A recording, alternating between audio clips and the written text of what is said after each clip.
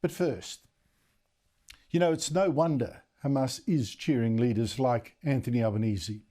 Our deluded Prime Minister made a phone call overnight that should have made him realise that he's making a terrible mistake.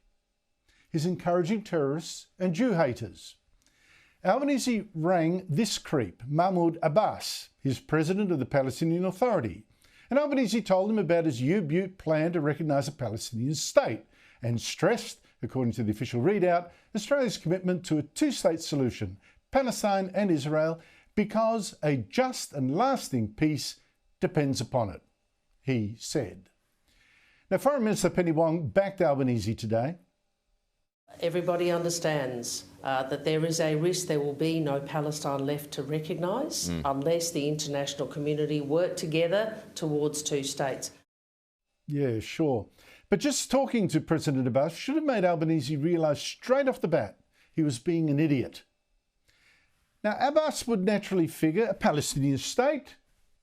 Good, I'll be in charge of that, because he runs the West Bank, while Hamas terrorists run the other part of Palestine, Gaza. And Albanese says Hamas can't be allowed to lead a Palestinian state he plans to recognise, probably in September at the United Nations. And that, of course, just leaves Abbas. But I call Abbas a creep, because he's a rabid Jew hater whose government pays pensions to relatives of terrorists killed attacking Israel. And he's defended Adolf Hitler, said Hitler didn't slaughter 6 million Jews just because he was a racist. Those Jews had been shifty with money. وقال إنه اليهود يعني حارب اليهود لأنهم كانوا يعملون على أساس إنه لا سامية والسامية لا توجد هنا. And that's the man Albanese confides in? Promises a Palestinian state to? Now, there's another reason Albanese should have thought, hang on, Abbas in charge of my Palestinian state? Am I nuts? That Abbas is now in the 20th year of his 4-year term as president. He hasn't dared hold another election in all that time because most Palestinians hate him and his corrupt mates, and they'll probably vote for Hamas instead. But here's the real killer, and literally as well. What really makes Albanese's plan to recognise a Palestinian state so stupid and dangerous at this point in time is that a senior Hamas official said just last Saturday that doing this is a victory for his terrorist group. This would prove that Hamas was right all along to start this war by murdering 1,200 Israelis on October 7, 2023, and raping women, beheading men and taking 151 hostages. هذه الضربة القوية التي وجهت إلى إسرائيل أنا أعتقد أعطت 3 إنجازات تاريخية كبيرة جدا. أول شيء إن هي أعادت القضية الفلسطينية. اليوم ليش كل الدول، أعطيني بس أقول لك مثل، ليش كل الدول أصبحت تعترف بفلسطين الآن؟ قبل 7 أكتوبر هل في دولة تجرأت على أن تعترف بدولة فلسطين؟ And yes, Hamas will indeed get the credit if we now recognise Palestine. And it will be even more likely to win any election then in Albanese's planned Palestinian state. I mean, how is it going to stop them running? So here's Albanese planning to do something that makes Hamas stronger, that makes Hamas think, justifies murdering and kidnapping Jews. Something that creates a state that's going to be run by corrupt Jew haters or out-and-out terrorists. It's like Albanese is really in some naive, fluffy world of rainbows and fairy floss with no idea what kind of people he's actually dealing with. And no idea of what Israel's up against. Maybe he doesn't care, I don't know. Same with Penny Wong, also the Labor hard left. Our Foreign Minister has just announced another $20 million of your money to go for aid for Gaza to cope with the consequences of the war that Gaza's own terrorist leaders started.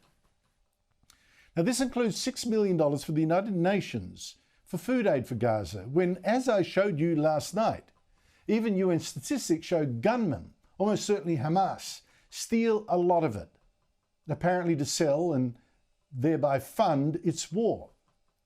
So that means Australian taxpayers almost certainly will see some of their aid money go to Hamas, our money for their terror. Now, Wong refuses to ask the Gaza Humanitarian Foundation to distribute our food aid instead. That's the US and Israel-backed scheme that I showed you last night, designed to keep the aid out of Hamas's hands.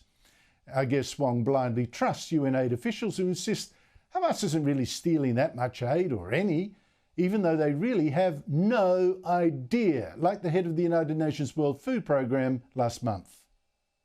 Do you believe that Hamas is taking the aid? I've not seen anything like that. I don't know. I have no way of knowing because I've not been there in person. You know, a former spokesman for the Israeli Prime Minister says, oh yes, the UN is right. What evidence is there of Hamas stealing our aid? I mean, apart from all the evidence. I hate to admit it, but there is almost no evidence Hamas steals humanitarian aid.